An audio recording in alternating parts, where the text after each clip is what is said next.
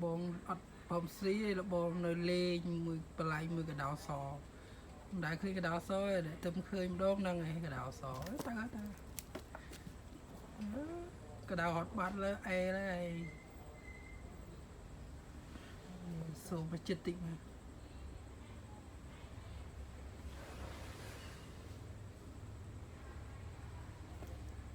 thì hai cái đào hot lên chấm ta có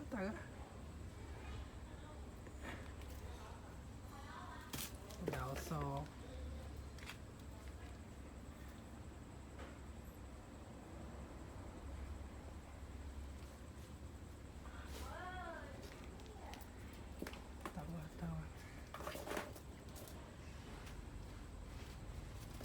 bà đó mà đang